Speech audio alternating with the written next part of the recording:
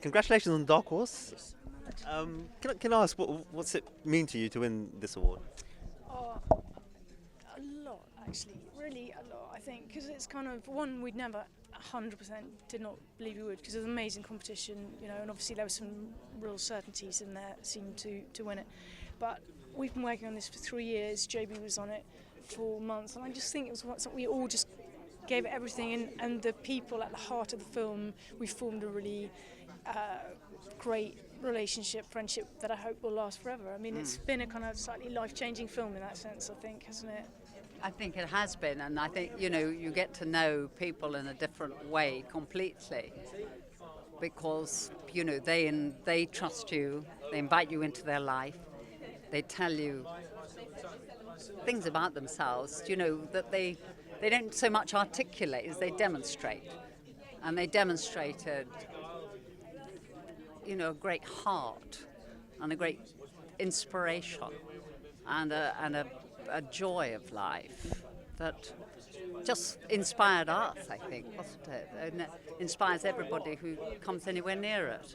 And I think, it's for them. This is for them. What was the inspiration? What was the moment of inspiration for you where you decided that you wanted to make a film about this subject? It was, I think, when Louise said to me, I found this story, and if you don't get it for me, I'll probably kill you. And so that was my inspiration. It's fairly strong. It was so literally, you read the story and you're like, oh my God. So I called Judith and said, seriously, if you do nothing else for the rest of your career, you have to call them up and persuade them to take part. And she called Howard, one of the main contributors. He said, I can't talk, I'm on the motorway, but I'll pull over for a second. An hour and a half later, and it was literally like that moment, we need a bigger boat. It was like, this is going to be good. This is going to be good. I thought if this man could talk for an hour and a half when he hasn't got a moment to stop, he talked a lot longer than that, didn't he, in the end? He can tell the story.